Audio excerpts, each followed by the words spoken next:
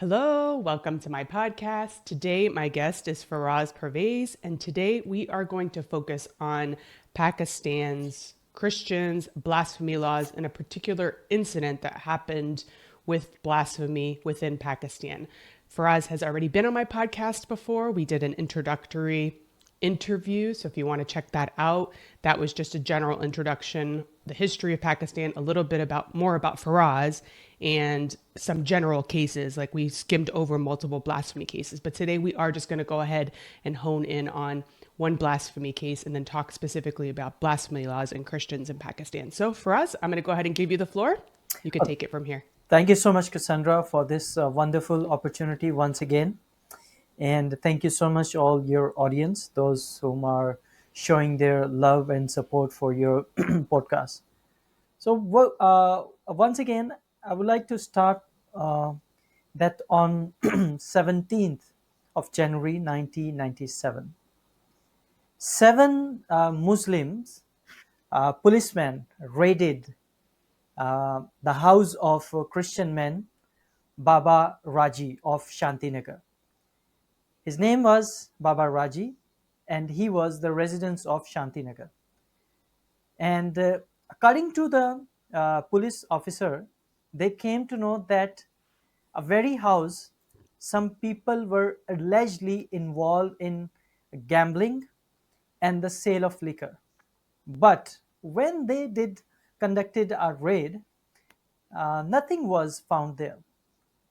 During their operation, police conducted, they threw a holy Bible on the floor deliberately, intentionally, and police did not allow Baba Raji to pick it up. The Christians of that area, of the village and other villages, they took out procession against, specifically against those police officers.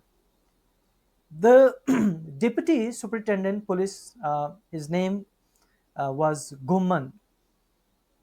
He personally went to the Shantinagar for the matter to be settled against the police who were involved in blaspheming or desecrating deliberately the Holy Bible.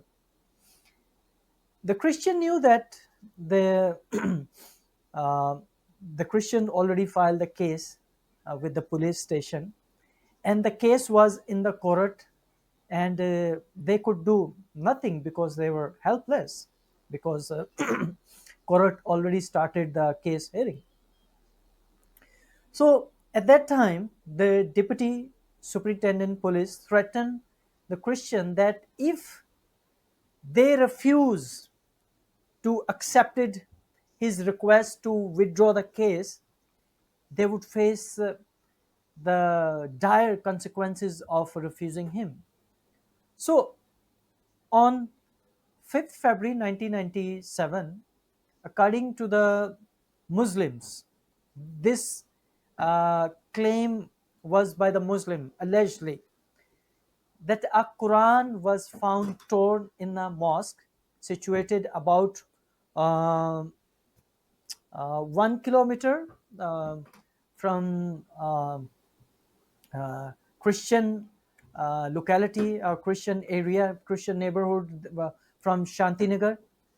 The Islamic mullahs, uh, uh, you can call them religious Islamic religious their leaders, stated that Quran was found torn into the pieces and the name of some Christian uh, were written on the torn pages of the Quran.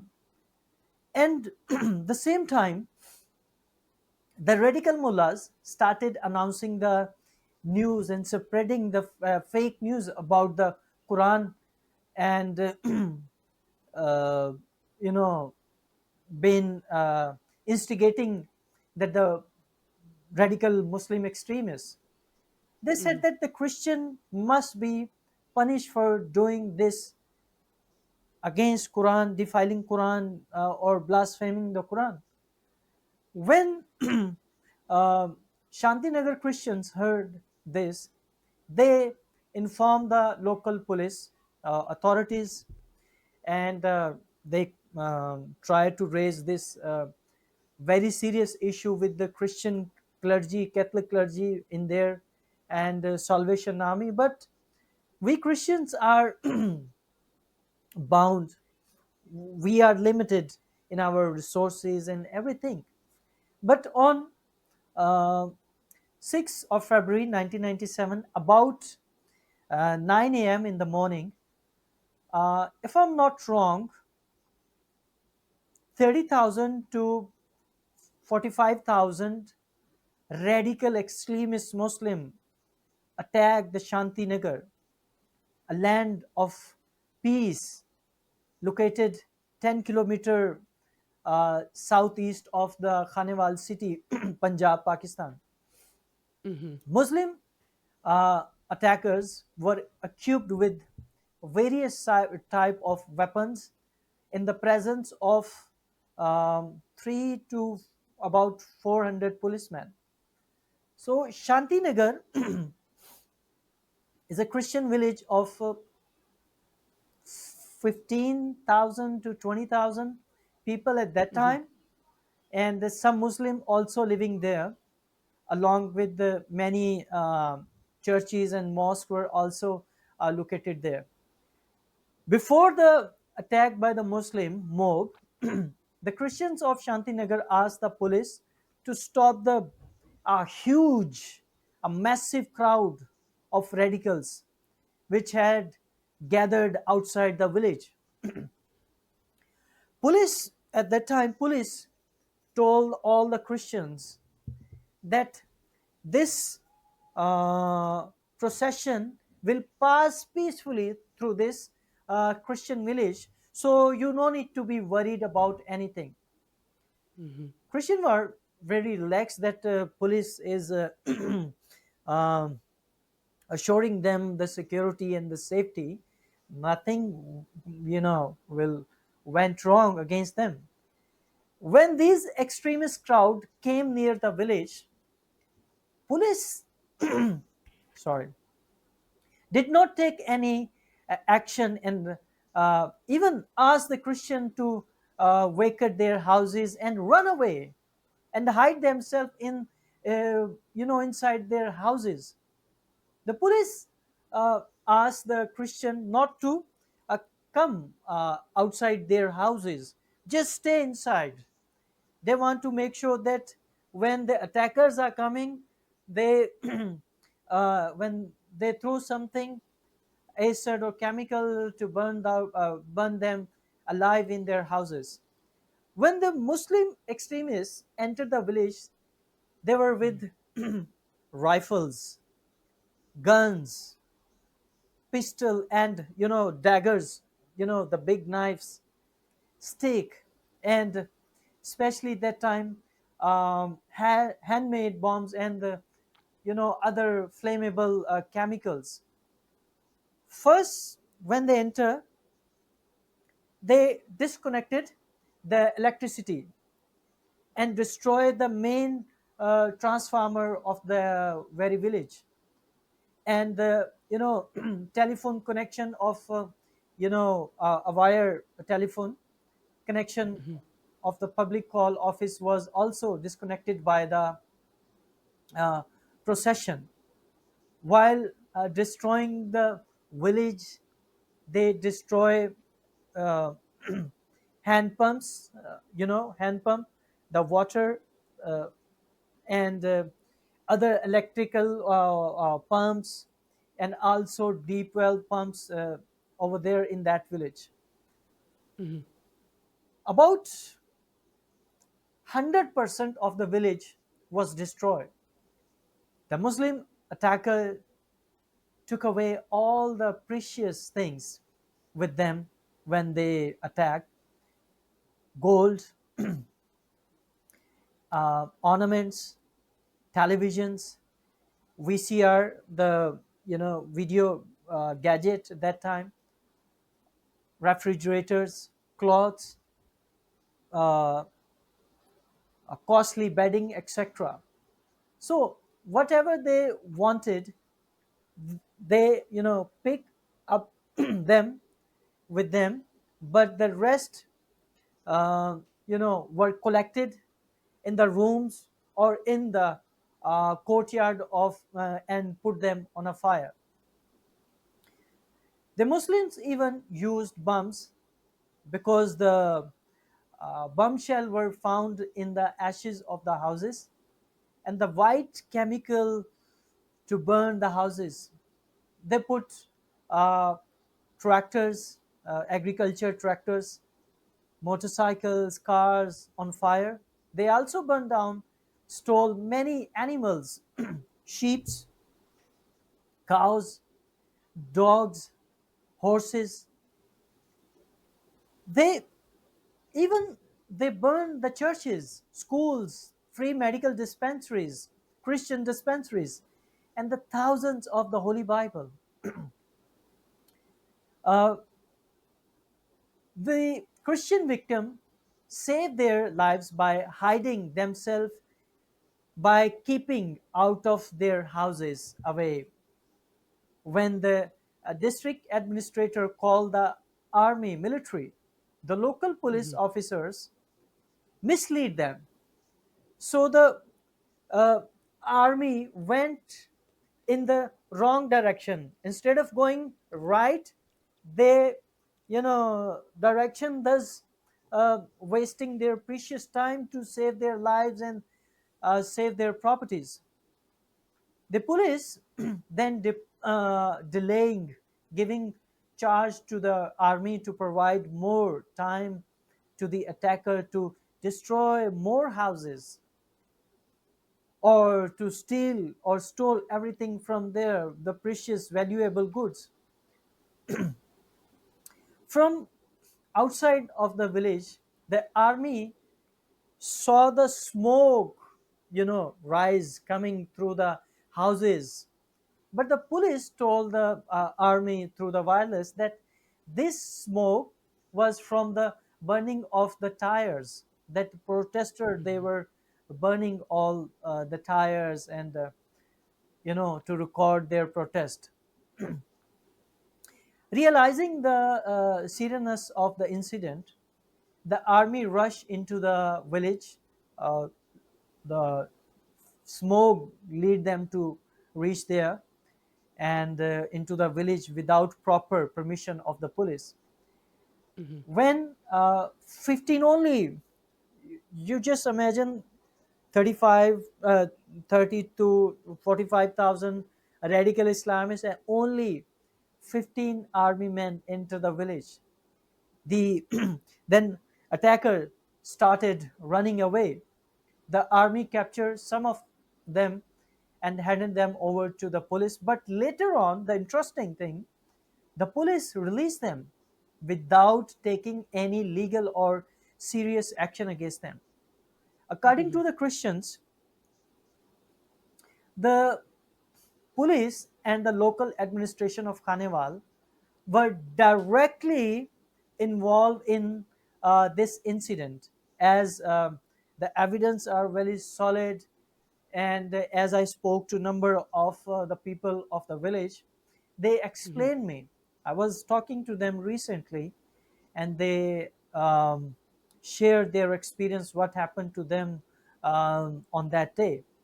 So before the destruction of the Shanti Nagar on 5th February, about 11 p.m., Muslim attack St. John's Catholic Church, and the parish house resident of the Catholic priest, St. Joseph High School, and the boys hostel, a Christian boys hostel over there. So one day before this incident, uh, the Catholic priest is named Father Darshan, uh, informed of that time Mr. Akhtar Hasib, uh, Deputy Commissioner of Khanewal, and Dr. Parvez, additional Deputy Commissioner General of Khanewal. Hmm. But unfortunately, they did nothing to take any serious action. And on February 6 morning, about 200 Muslim people were not stopped. They also attacked the Protestant Anglican Church, the churches of Salvation Army, and the Christian colony of Civil Line Khanewal. They burned Hmm.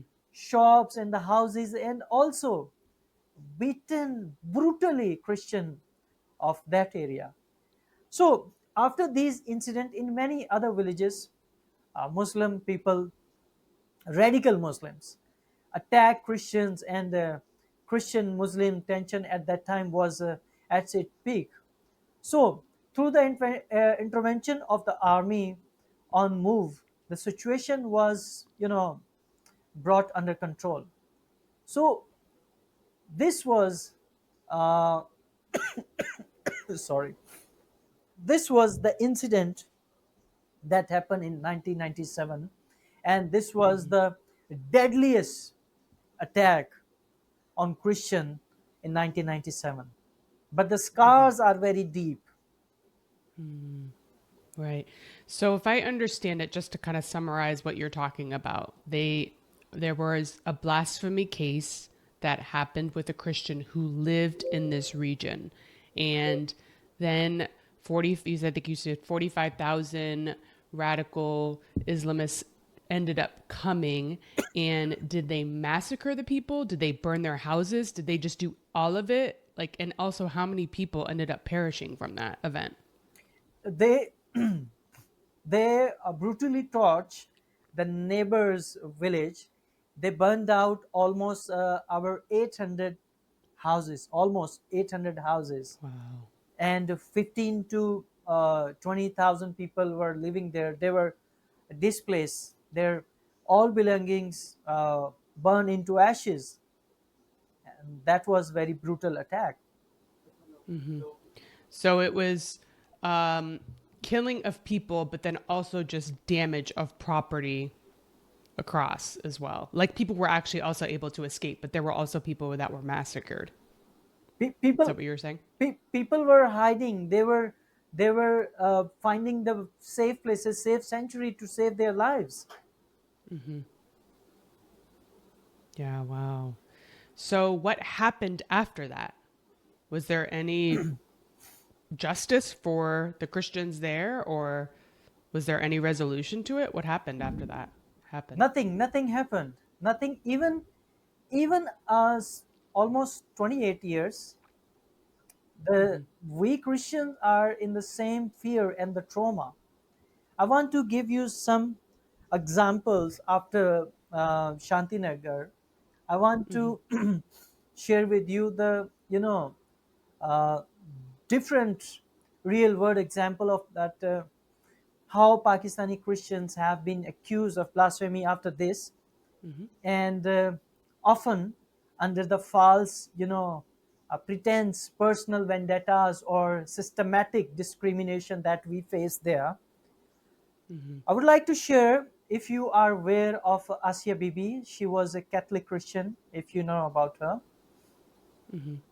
In 2009, in Sheikhupura, Punjab, Pakistan, Asia Bibi, a Christian farmer laborer, was accused of blasphemy after an argument with the Muslim co worker who refused to drink water from the same vessel as her, claiming it was unclean because she was a Christian. So during this dispute, they alleged that Asia Bibi made derogatory remarks about the Islamic prophet Muhammad. She was sentenced to death 2010 and spent nearly 9 years on death row before acquittal by the Supreme Court of Pakistan in uh, 2018 due to the lack Hmm. of evidence and inconclusive and contradictory statement of the complainants. Her acquittal sparked a nationwide protest, and she was forced to flee Pakistan. And then she is living in a hiding in Canada with her family.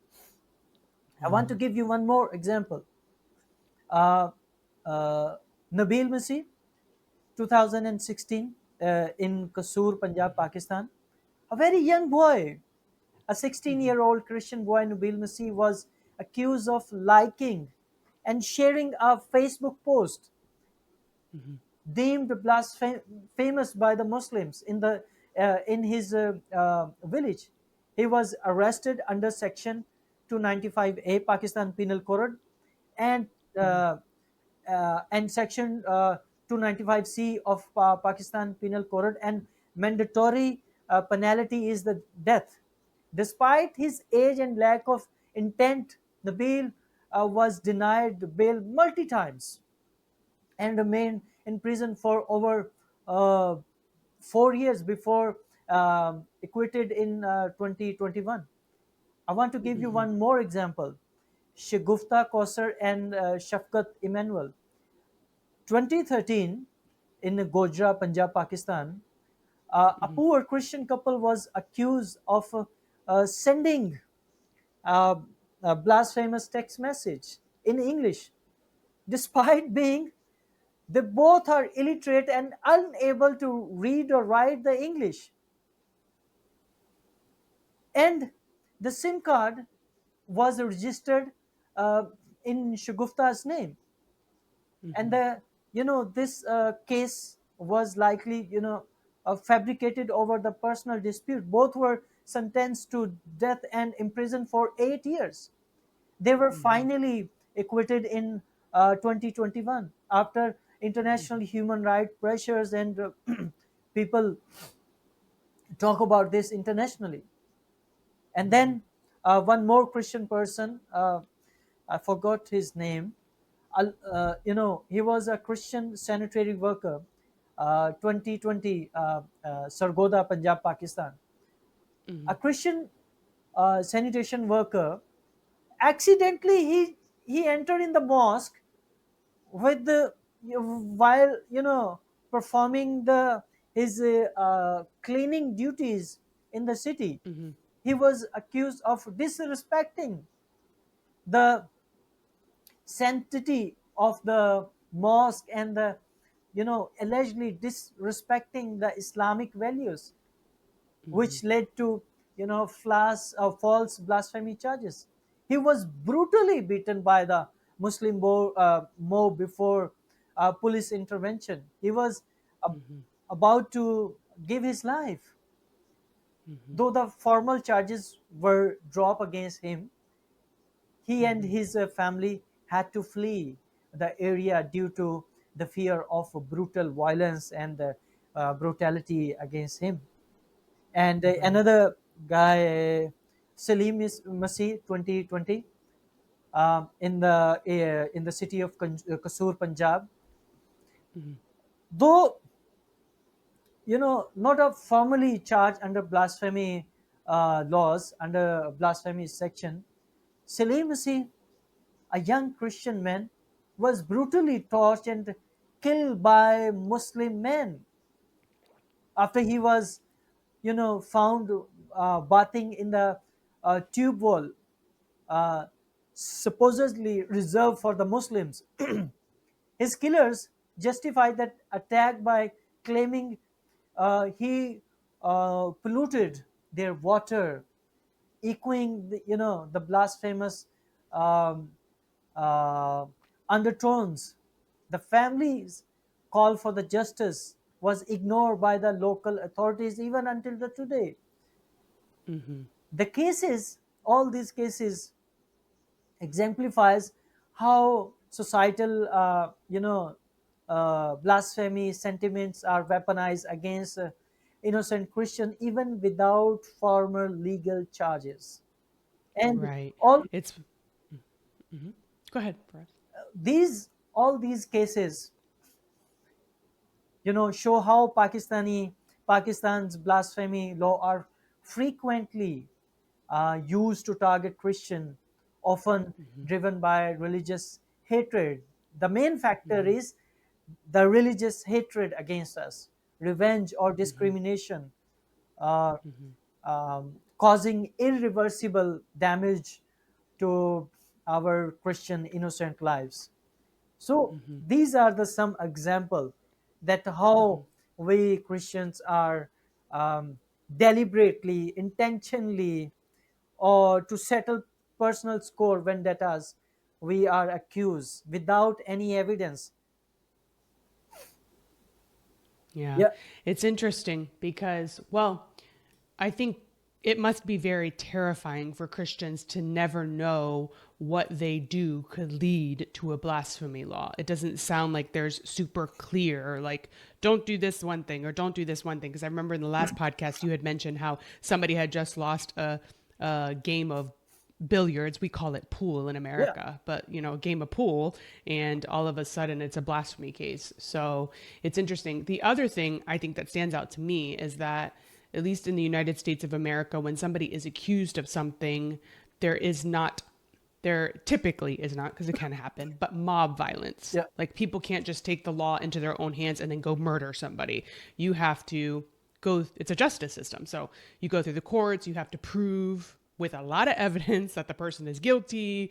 That person has a defense. But it sounds like in Pakistan, there is a lot of mob violence, which is just people taking the law into their own hands and then just going after people. Has it always been like that for us? Like, since the starting of, I know Christians have always been persecuted in Pakistan, like you had said last time, but has the mob violence of just people taking the law into their own hands gotten worse? Or has it always been like that for It is Christians? getting more worse day by days. With the Yeah. passage of time, it is getting more worse. In the future, in near future, you will see that how these mob lynchings are occurring again. Near future, you will see that, because this is Right. this is their psyche. Muslims are they actually, the problem is this is their teaching intolerance, hatred, especially against the Christian. They just finding the opportunity to accuse us. So in future, you will see that this mob lynching is going to more worse, and we have already seen in the past many people were mob lynched, like on 25th of May 2024, Pakistani Christian man Lazar Masih, he was brutally lynched by the radical Islamists, and he was snatched from the police hands, and the police was helpless over there, standing, um, uh, and watching everything, and nobody dared to stop all these radicals, because everyone loves their lives, everyone love their family, especially Muslims. When they Right. his house were put on the fire, everything belongs to that family. Their small shoe factory burned down. He was stoned by the Muslims. Even his dead body was dragged by young boys, Muslim boys, from 10 to 14-year-old boys. They were dragging his body on the roads. I can show you all the documented evidence to you, that how their religious hatred towards us. That's that's the reality. And we have seen uh, the Shanti Nagar attack on February 6, 1997 stand as a horroring chapter in Pakistan history, exposing the fragility of the uh, a so-called interfaith harmony, and the uh, uh, you know uh, devastating consequences of the unchecked religious extremism.